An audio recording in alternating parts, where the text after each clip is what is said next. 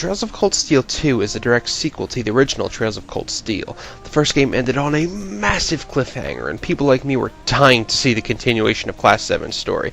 After an agonizing wait, wondering where the journey would go from where it left off, the game has finally arrived on our shores. I've already reviewed the first game with a good friend of mine, Forestlock. If you're interested in seeing that, I'll leave a link to it in the description below. Fair warning though, talking about Cold Steel 2's story is impossible without major spoilers from the previous game, so if you haven't already played it, leave right now, go play it, and come back. For the rest of you, let's get on with the review.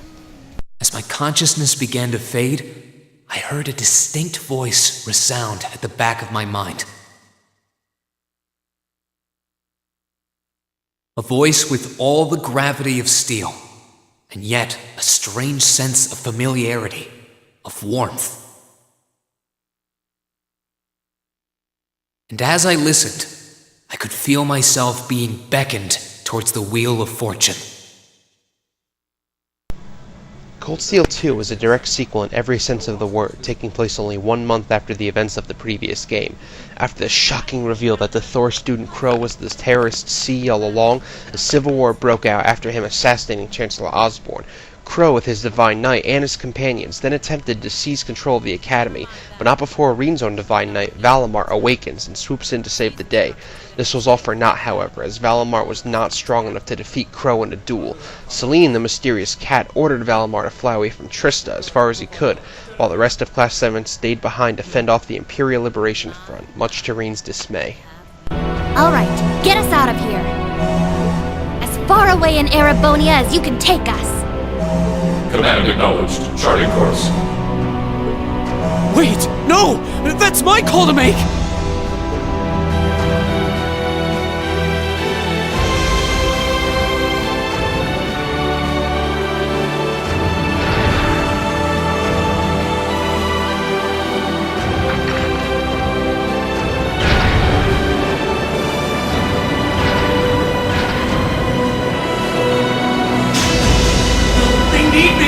Let me stay!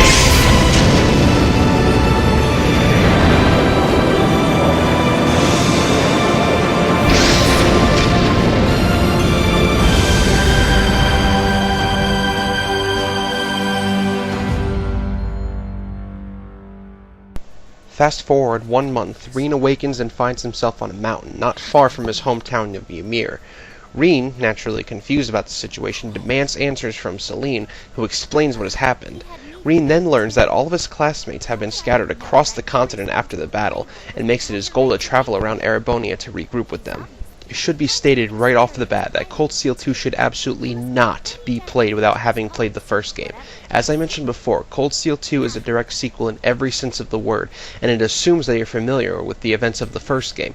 Cold Steel 2 does include a brief summary of the story of the first game, but this is really only there as a recap and is not newcomer friendly, as it will only lead to confusion. I cannot stress enough that you must play Cold Steel first before jumping into the sequel.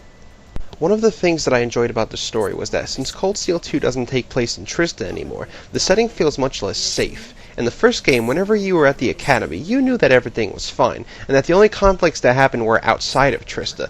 Since you're out in the world now, something bad can happen anywhere at any time, especially considering the war outbreak, which definitely adds some tension. The entire cast from the first game make their return as well. I would say that if you were or weren't a fan of the cast already, then this game will change your mind. I personally found the cast to be very likable and memorable, and it was great to see them all again on this new adventure. We also learned some backgrounds to some of the characters, which adds some depth to the ones that didn't get as much development as other characters in the first game. Oh, and by the way, Sharon, best girl, objectively, deal with it. How would you all like some tea? It will only take a moment to cool. Now, as wonderful as the story is, there are 3 specific complaints that I had with it, and while these are by no means game-breaking, I still feel that they should be mentioned. The first issue that I had with it was a significant drag that happens in the second act. There comes a point where you're forced to go around the continent and travel through 4 different elemental shrines. The first problem with this is that it just drags on for far too long, with no plot progression being made. And secondly, the Legend of Heroes series, I feel, usually does a great job of avoiding the tropes that we see in many other RPGs. And even the tropes that it does use don't feel like tropes because of how well written they are. So to shoehorn in such a needless cliche, to me, feels out of place and is detrimental to the experience. The second issue is how the game handles its new characters. Cold Steel 2 introduces quite a few characters not seen in the first game, such as McBurn, Altina, and Xeno and Leo. The problem here is that the game does nothing with them. They get very little screen time and eventually just stop showing up altogether. I'll even use Altina as an example. Besides kidnapping Elise and Alpha in the beginning, what is the point of her character? We learn almost nothing about her, and she only shows up a few other times here and there. It's a shame that the game doesn't utilize these new characters more, as they seemed very interesting, and I really wanted to learn more about them. And lastly, I feel that the game is too long for its own good. There's a specific point in the game where it should have ended, and would have been a perfect cliffhanger to lead into Cold Steel 3. Instead, however, the game actually keeps going for another 10 hours or so, and it feels padded out. If the game had ended 10 hours sooner than it did, it would have been better for it. Despite these issues, however, the story overall is very well written and well paced despite that rough patch in the middle. It will grab you right from the beginning and you won't be able to stop until the credits roll. There are also several shocking twists and turns to keep you guessing, and the story is easily this game's main strength.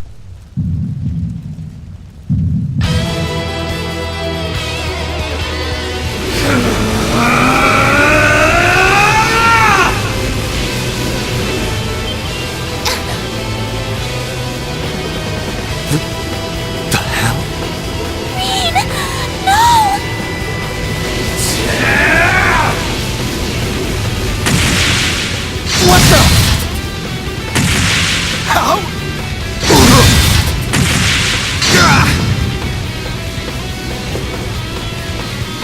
Reen? Die.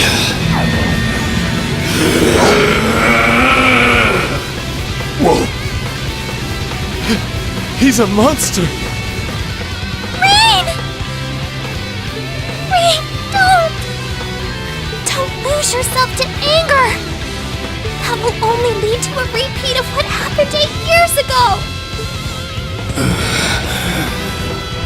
Elise.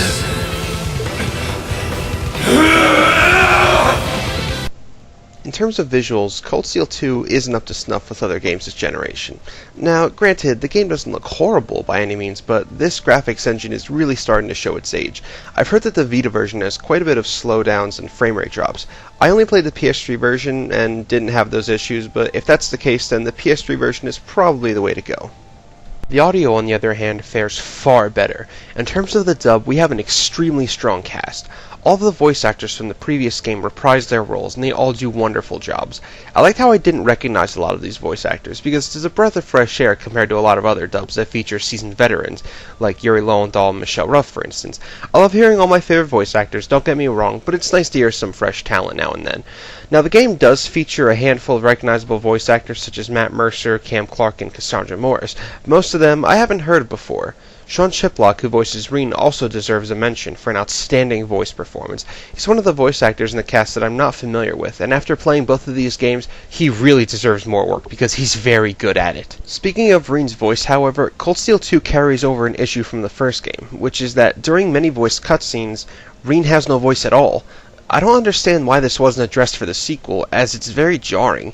I've become numb to it at this point, but repeating a mistake doesn't make it any less of a mistake, and I sincerely hope that this is fixed for Cold Steel 3. Now, the soundtrack is absolutely sublime. This is par for the course when it comes to Falcom JDK Band, so it should be no surprise that the soundtrack will make your ears scream with ecstasy. The game does reuse a good amount of tracks from the first game, but it's okay because they're all wonderful. There are about 50 tracks on the new soundtrack, and it's beautiful. To give a few personal recommendations, I suggest listening to Blitzkrieg, Severe Blow, To Gamble All or Nothing, EOV, and Phantasmal Blaze. You're greatly doing yourself a disservice by not listening to the soundtrack. This one's dangerous. Not much has changed in terms of combat from the previous game. Battles are turn-based affairs, but what makes it stand out from other turn-based RPGs is the tactical element. Placement on the battlefield is paramount, as both your characters and the enemy can use area of effect skills, so deciding where to place your characters in battle is vital. Characters can link up with one another, and if one of your allies lands a critical hit on an enemy, your linked partner can perform a follow-up attack. Follow-up attacks will also add a bravery point, which can be used to perform rush and burst attacks. Rush attacks have your two linked characters attack an enemy at the same time, and burst attacks allow your entire party to wail on all enemies, similar to Persona's all-out attacks. As you can see, not much new here. A new feature that was added, however, is the overdrive system. At the top right-hand corner of the screen, there are one or two circular meters. When a character deals and receives damage, the meter will slowly fill up. When full, two of your linked characters can overdrive with one another. While in overdrive, both your characters will receive CP boosts, and every attack will register as a critical hit, allowing you to perform rush and burst attacks sooner. It only lasts for 3 turns, so be sure to make your attacks count. What I liked about the overdrive system is that, while it can turn the tide of a losing battle in your favor, it's not overpowered either. You're not guaranteed to win by using one, you're just giving yourself an edge. It's very balanced and adds another layer of strategy to an already deep and tactical battle system. I am truly honest when I say that Cold Steel 2 has one of the best turn-based battle systems that I have ever seen. So much strategy has to be put into your actions, and there are so many nuances made to it, so it's not just another turn-based battle system. You'll always be wondering if the next move is the right one, and you can't just hammer away at the attack command and call it a day. Just like the story, the combat will always put you on the edge of your seat. You're finished. Full speed ahead.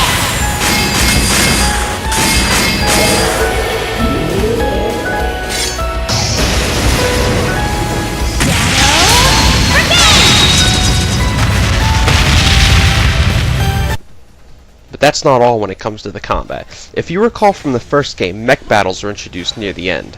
They make a return here, but are refined to make it more in-depth. Reen, while inside Valimar, will fight one or two other soldats, depending on which part of the story you're in. You can target specific body parts of an enemy to attack.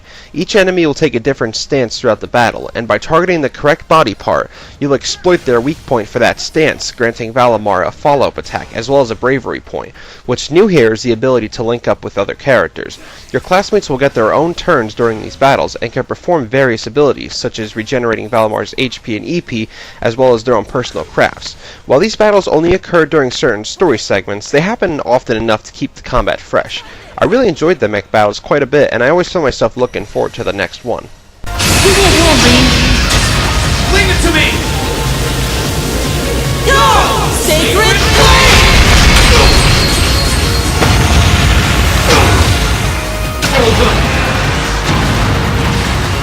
The gameplay mechanics outside of combat are no slouch either. For one, you're given access to an airship in the second act of the game. This adds tremendous freedom and opens up the game immensely, allowing you to quickly travel from place to place at your leisure, and as the story progresses, more areas become available to travel to. A side quest in the second act has you traveling throughout Erebonia to find various Thor students that can be recruited, who can open up various shops on your ship. Because of this, it actually gives you incentive to revisit old locations. Bonding events make their return in this game. Reen can spend his free time in town to hang out with one of his classmates. Doing this will grant Link experience and will also allow you to learn things about the characters that you wouldn't otherwise see in the main story. The structure is a little bit different from the first game, however. In the first act, Ymir acts as your hub, which is where you'll spend your free time, and in the second act you'll visit several of the towns from the first game and spend your free time there instead. The core system is mechanically the same though, but I enjoyed it very much in the first game, and I enjoy it just as much here. I honestly can't think of too much wrong with the gameplay. Every aspect comes together extremely well, and it's very rewarding. If there was anything to complain about, it's that at the end of the game, you're locked in the final dungeon and can never leave. Your airship, your bike, the students, all of it. Gone. The game does give you freedom in the second act, yes, but it's only temporary. Enjoy it while it lasts. From a story perspective, I guess I can understand it, but I still think that it's a mistake. Despite this, however, the overall gameplay is very tight and offers tons of options both in and out of combat.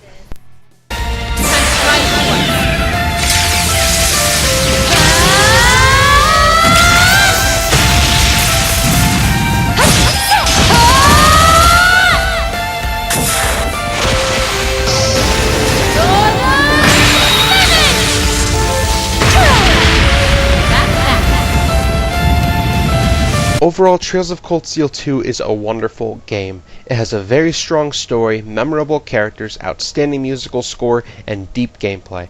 As I've mentioned earlier, you must play Cold Steel before playing this one. If you already have, then what are you waiting for? Pick this one up to continue Class 7's journey. I award Trails of Cold Steel 2 a 9 out of 10, my Game of the Year for 2016, and give it my biggest recommendation to every RPG fan to play these two great games, and I can't wait for Cold Steel 3. This has been Swordfish. Take care, everyone. 砕けた夢が刺さる痛みにあえぎながら光の刃を鬼にして戦い続けるだけ裂かれた傷が流す真っ赤なマグマのような光を刃に今かがって戦い続けるだけきらめく刃に刻む奇跡